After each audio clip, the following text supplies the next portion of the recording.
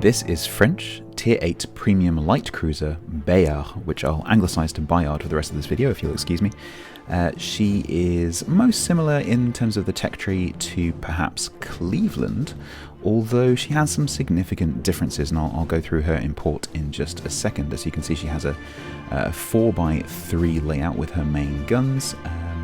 Her superstructure sits quite far back. She has a long nose, typical sort of French look. So here, let's have a look through the port. So going through the modules, as I said, she's got 4x3 6-inch 152mm guns. She never actually existed. It's just a wargaming reimagining of what a de Grasse could have been. I think there might have been a plan that they were working to, but it was quite vague. She definitely didn't actually exist. Usual kind of French consumables. You get DFAA or Hydro, you get the DCP obviously, and then you get a speed boost, which is critical to how this works. And then of course you get the signature main battery reload booster, which halves your reload time for 15 seconds. You can see those are the upgrades that I'm using for the replay, which I'll show you in just a second. For maximum maneuverability, I've taken rudder shift. So what's also very interesting about the Bayard is that it's basically a living example of the proposed IFHE rework. It has the plating that ships are proposed to have, so 16mm bow and stern with 27mm plating elsewhere. Interestingly, she also has 1/5 pen on her guns, so without IFHE she can pen 29mm of armour with her HE. Moving the armour away so you can see where the citadel lies.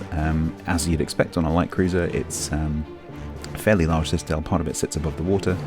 And if I swing around to the front, you'll see it doesn't actually go the full width of the ship, so it is quite skinny. So if you are tanking shots from the front, not that you want to be tanking anything in the ship, but if you're tanking shots from the front, actually the chances of the citadel being hit are not that great, although, you know, if you do take a hit from a battleship shell, you are going to feel it. So the artillery, as I said, is 4x3. It also has some secondaries, although obviously they're not designed for actual use. The torpedoes are pretty good, 9 kilometers, 60 knots, 2x3, pretty good for running away and kiting and defensive work. It does have some AA, and particularly when it's top tiered against a tier 6 carrier, that would be reasonably effective, and I do recommend taking the AA upgrade in slot 3 there to get an extra 2 flak bursts. Maneuverability is the key for this ship. They're fairly fast with the speed boost on, not so much with the speed boost off, but I also recommend taking the speed boost upgrade to give you a bit more time, because you do want to be dodging and weaving and reacting. This is the captain build that I've chosen, typical kind of light cruiser build really, with demolition expert. You definitely want concealment, you definitely want superintendent for the extra loads on your speed boost and your main battery reload booster. Turret turn is also quite important on these, because the turret turn isn't fantastic. It's okay, but it's not fantastic. And because you're going to be ducking and dodging and diving, you definitely want to be able to do that. As I said, this is a reimagining of de Grasse. I'll just quickly show you de Grasse here. De Grasse obviously 3x3 rather than 4x3. The model is slightly different if you compare them side by side, but you can see the similarity. So I'm going to jump over now and show you a few clips from a replay. I'm not going to show you the whole match probably. I'll probably jump around just a little bit. This is a top tier replay on shards.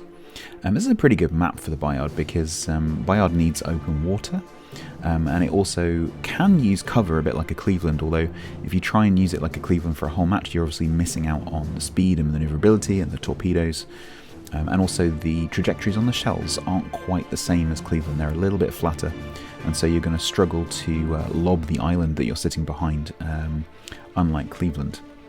And so you're probably going to take a lot of incoming shells and not be able to fire back. So although you can play it like that if you've got a bit of a flat island to sit behind, I recommend that you just keep moving and you use your speed and your maneuverability to and your good concealment as well, because your concealment is 9.6 minimum.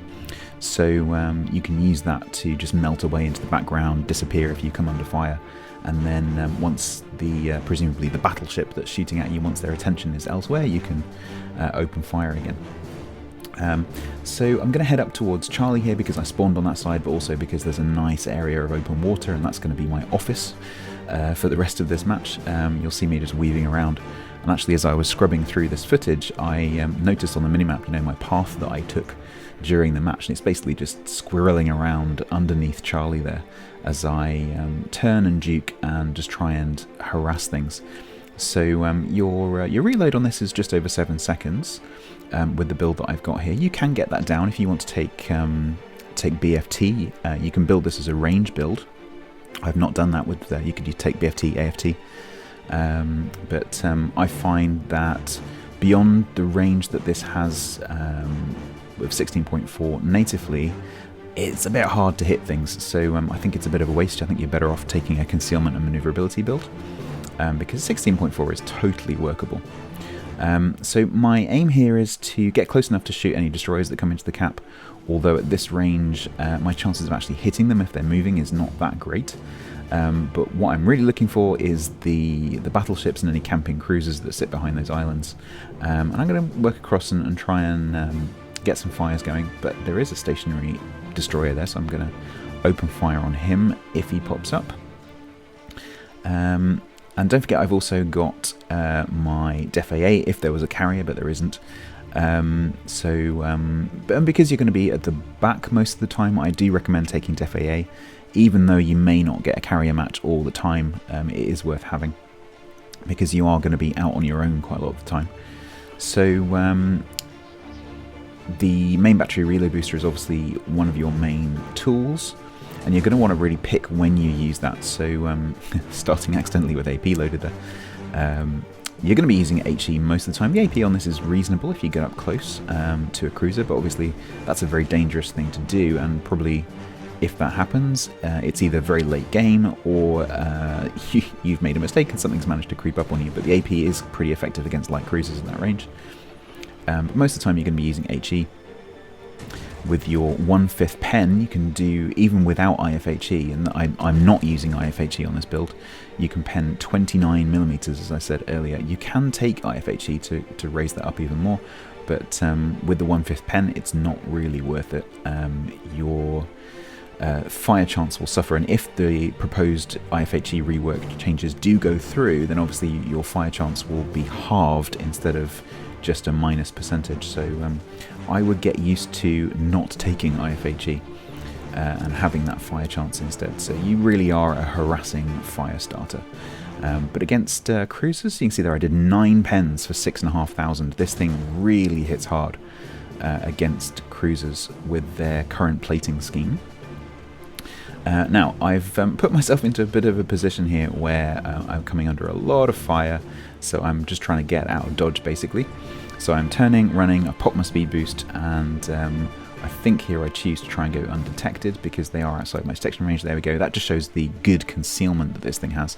The fact that I can go unspotted that close to them is great. I can obviously then throw some torps behind me, just checking that that Gneisenau is not coming around the corner. There's only three on each side, but they are good enough in terms of being a defensive weapon.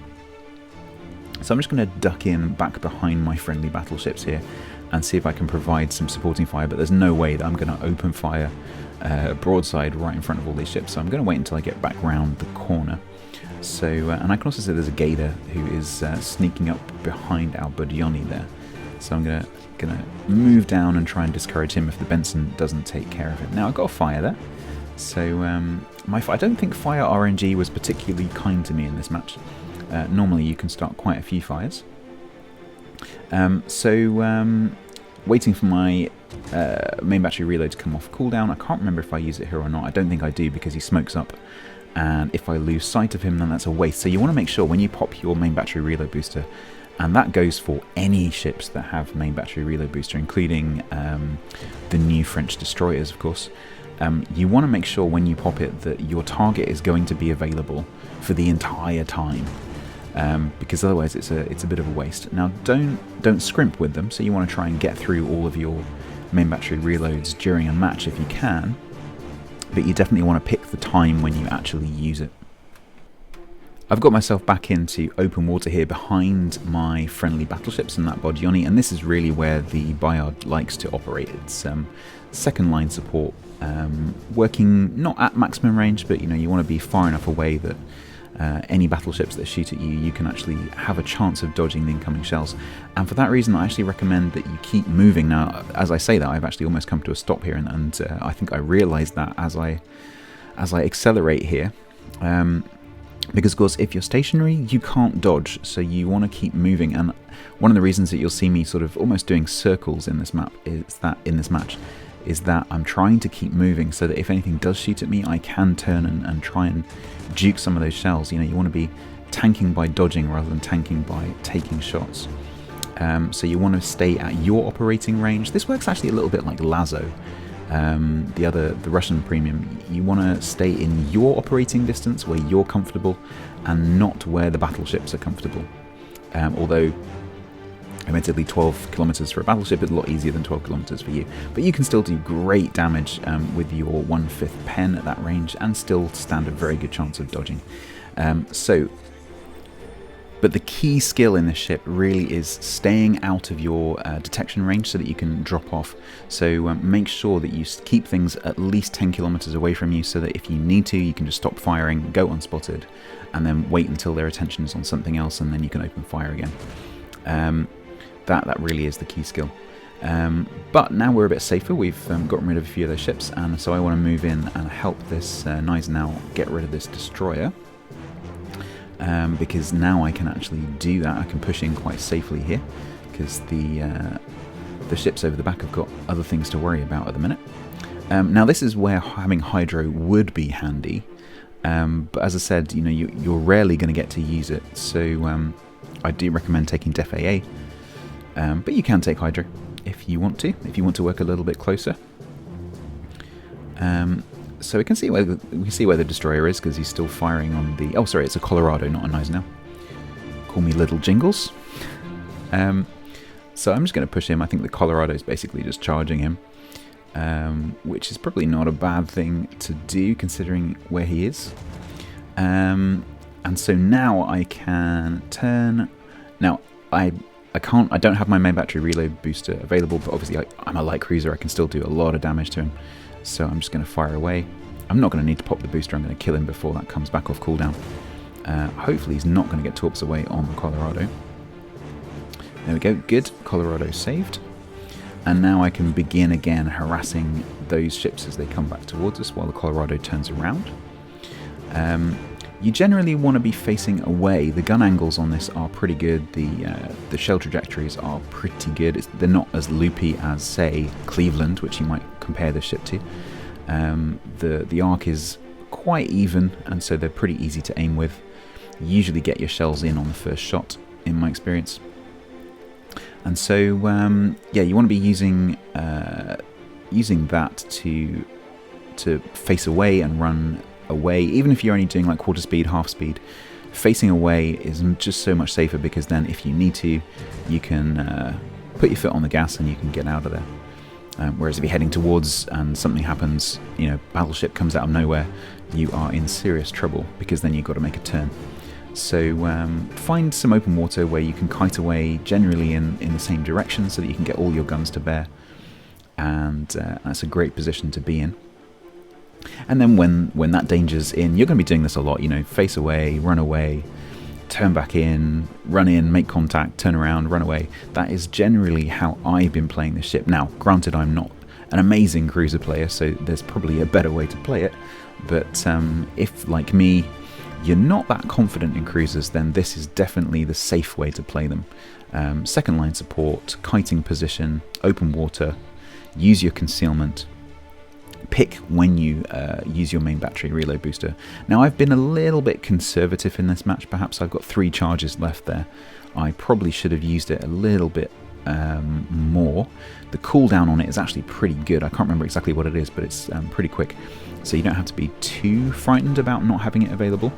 But obviously if you can see that you're heading into a situation where maybe there's a destroyer to shoot at or a light cruiser to shoot at, then obviously save it. But if there's no opportunity on the horizon, then definitely use it just to get a fire on a battleship, especially if a battleship uses their DCP, then you can use the main battery reload booster just like you can on the destroyers to force a fire on that ship, and you're almost guaranteed to get one with the volume of shells that you can hit with. You also notice here that the torpedo angles are excellent, typical French torpedo angles, and so I'm able to, without wiggling at all really, I'm able to get both sets of torps heading towards that battleship, although the Lion then turns away, unfortunately. So I'm just naturally turning and bringing my attention over to this other battleship, and I'm just waiting maybe to see where his guns are and waiting to get into a kiting position before I fire. So this ship is all about picking your fights and just taking it a little bit cautiously. So here we go, firing, popping my main battery reload booster, hoping to get a fire. Unfortunately I mistimed this slightly and I went behind the island before my reload booster had fully taken effect. So I probably missed a volley there, but the idea was that the main battery reload booster would run out just as I went behind the island, but I just mistimed it slightly. So it's just trying to use opportunities like that, you know, getting a load of shells out and then going into cover. If you can execute that well, then you will be very good in this ship. Obviously this ship will also division very well, so because you can provide that supporting fire, you'd be excellent with a carrier. The carrier maybe sets fires or floodings with torps, and then you come along and you exploit that to get permanent fires, or maybe even permanent floodings with your torps, and then also to support a destroyer. So you would team up very well with, say, Kagero, if they are contesting a cap, or a Loyang, something like that, and you can sit off behind them and you can provide a little bit of fire support as they push the cap with a bit more confidence, just because they've got your backup. So great second line support cruiser. Just trying to finish off this this battleship here. Just weaving. Don't worry too much if you have to zigzag. You know, you've still got unlike the de Grasse, you've still got 6 rear firing guns there, unlike the de Grasse, which only has 3. So you can, even though you're weaving and you can't get your front guns on, you can still get 6 shells on, which is pretty nice. But as I said before, if you are kiting, if you can, try and make a diagonal line and only weave in one direction, so like left straight, left straight, left straight, rather than left right, so that you can continue to bring your front guns to bear. I think this is pretty much, you can see where this match is going. We're going to finish off this battleship here, so I'll just speed up and zoom to the end. So I'm on 4 kills here. Unfortunately, when I was playing this, it was actually still a test ship, so getting a Kraken was impossible because you can't get Krakens on test ships. But I am desperately trying to get the last shots in on this Leon to get my fake Kraken, or my test ship Kraken. Spoiler alert, unfortunately I don't get him, but that's fine, it's not a problem. I've got 4 kills. And I've got 11 fires off of 129 shell hits, so actually my fire RNG wasn't as bad as I remembered, so the fire chance or the fire setting ability of the ship is definitely one of its very strong points.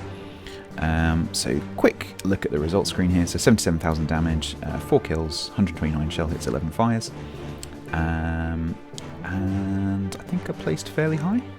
Oh yeah, it's 1500 XP. And placing top of the team in a top tier. So overall, I think this ship is great if you like open water cruisers, fast, nimble, agile, and stealthy cruisers. But don't forget that if a battleship looks at you, you will die. So you definitely need to be quite cautious with the way that you play this and pick your battles. And if you play this with half a brain cell, you will do just fine. The Bayard is available in the premium shop for your region right now, either on its own or as a package with the Sirocco.